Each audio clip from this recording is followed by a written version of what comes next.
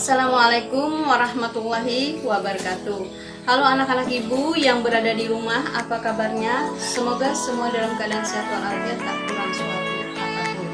Nah anak-anak, ketemu dengan ibu. Hari ini kita belajar IPA. Tapi sebelum memulai pembelajaran ini, marilah kita bersama-sama berdoa membaca Bismillahirrahmanirrahim. Nah anak-anak, hari ini kita belajar tentang materi objek IPA dan pengamatannya. Baiklah anak-anak, dalam pertemuan pertama ini kita akan belajar tentang objek IPA dan pengamatannya. Di sini kita akan belajar tentang penyelidikan IPA. Tujuan dalam pembelajaran ini, yang pertama, peserta didik dapat menjelaskan 3 komponen keterampilan proses atau metode ilmiah penyelidikan IPA. Yang kedua, peserta didik dapat menjelaskan kegunaan mempelajari IPA. Yang ketiga, peserta didik dapat menyebutkan objek yang dipelajari dalam IPA. Dalam bab ini, kita akan membahas tentang penyelidikan IPA. Mungkin dari SD, bukan mungkin lagi ya, tapi dari SD kalian sudah dapat pelajaran IPA. Siapa yang tahu IPA? IPA adalah ilmu pengetahuan alam atau mempelajari tentang segala sesuatu yang ada di alam sekitar kita. Nah anak-anak, apa aja yang ada di sekitar kita? Yang ada di sekitar kita itu adalah makhluk hidup dan makhluk tak hidup. Apa saja yang ada di sekitar kita? Yang ada di sekitar kita ada makhluk hidup.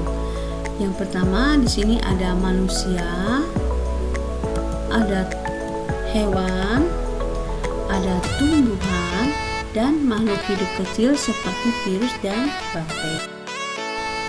Sedangkan makhluk tak hidup seperti air, udara, tanah, batu, matahari. Nah, yang ibu sebutkan itu tadi merupakan objek yang dipelajari dalam IPA. Yang pertama, di sini ada objek biotik. Objek biotik adalah objek yang terdiri dari makhluk hidup seperti manusia, hewan, tumbuhan, dan makhluk hidup kecil seperti virus dan bakteri. Sedangkan objek abiotik antara lain. Nah, di sini objek abiotik merupakan makhluk tak hidup atau benda mati seperti tanah, air, awan, batu, dan matahari.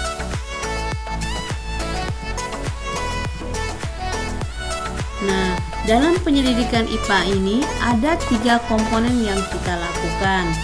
Yang pertama, pengamatan. Pengamatan adalah suatu proses mengamati suatu objek dengan menggunakan panca indera atau alat peraga. Nah, di sini alat peraganya bisa menggunakan alat ukur yang sesuai. Nah, pengamatan ini dilakukan untuk mengumpulkan data dan informasi. Yang kedua, inferensi. Apa itu inferensi? Inferensi merupakan suatu proses merumuskan penyelesaian berdasarkan hasil pengamatan. Nah, ini digunakan untuk menemukan pola-pola atau hubungan aspek yang diamati dan membuat perkiraan. Sedangkan yang ketiga, komunikasi. Apa itu komunikasi? Nah, komunikasi ini yaitu hasil dari pengamatan bisa dikomunikasikan baik berbentuk tulisan maupun secara lisan. Nah, dapat pula dalam bentuk tabel, bagan, kurva, diagram, atau grafik. Pembelajaran di atas bisa kita tarik kesimpulan bahwa yang pertama, dalam mengamati objek IPA ada 3 komponen yang kita lakukan. Yang pertama tadi pengamatan, suatu proses mengamati suatu objek dengan menggunakan panca indera atau alat ukur yang sesuai.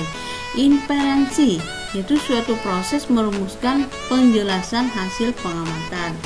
Komunikasi adalah hasil pengamatan bisa dikomunikasikan secara lisan maupun tulisan dan bisa pula dalam bentuk tabel, bagan, rupa, dan diagram. Nah, apa aja yang manfaat mempelajari IPA? Manfaat mempelajari IPA antara lain kita menjadi bisa mengetahui segala hal tentang lingkungan hidup yang berkaitan dengan alam. Kita dapat wawasan dan informasi tentang makhluk hidup, dapat menyelesaikan masalah di sekitar kita. Nah, objek yang dipelajari dalam IPA adalah objek biotik dan objek abiotik.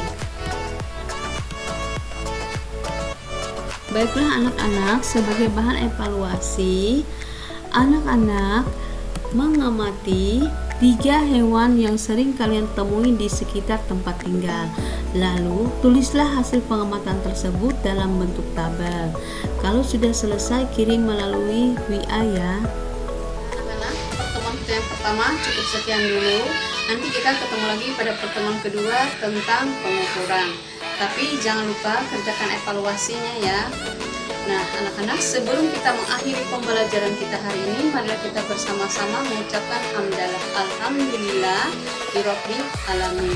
Assalamualaikum warahmatullahi wabarakatuh.